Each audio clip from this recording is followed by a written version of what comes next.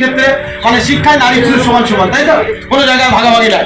আবার আমরা এও জানি যে আমাদের সম্পত্তি, বাপদাদার যে সম্পত্তির ভাগাভাগি, তাতেও নারী পুরুষ কিন্তু নারীরাও সমান ভাগে অংশীদারি, তাই তো? নারীরাও বাপের সম্পত্তির অংশীদারি বা ভাগ পাবে।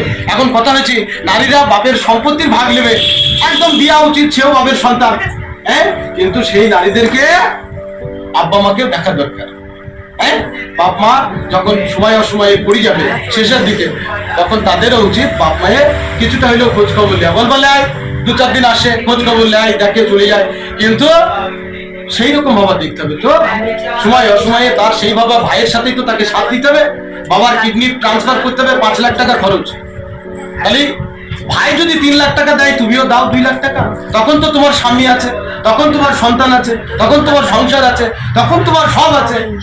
আর যখন সম্পত্তি ভাগাভাগির কথা আসবে, তখন তোমার পাই টু পই বুঝে নেওয়া দরকার। মানে তুমি ইঞ্চিতে ইঞ্চিতে তখন বুঝে নেবা, তাতে সমস্যা নাই, তুমি বুঝে নাও, কিন্তু ন্যূনতম দেখাশোনা করাও দরকার আছে। এমনও মেয়ে আছে যারা হয়তো বাপ মায়ের সেই খোঁজই নেয় না। একটাই কথা, আমার সংসার আছে, ছেলে মেয়ে স্কুলে পড়াশোনা করে, প্রতিদিন আমার কাজ আছে, স্বামী অফিস যায়, আমি দেখবো কি করে, আমি যেই থাকবো কি করে। আর তুমি যদি যেই এই ভাবা না থাকতে পারো না, সম্পত্তি নেওয়ার সময়তেও একবার ভেবে দেখার দরকার। আর তুমি নিজে থেকে ছাড়তে পারো, ভারতীয় সংবিধান এবং ইসলাম শরীয়ত তোমাকে দেওয়ার পারমিশন দেয়, তোমাকে দেওয়া উচিত, কারণ তুমিও বাবার সন্তান। সেই বাবাকে দেখার সময়তেও তোমার কিন্তু ভাবা উচিত যে আমিও বাবার সন্তান, আমার ভাইয়ের মতোই।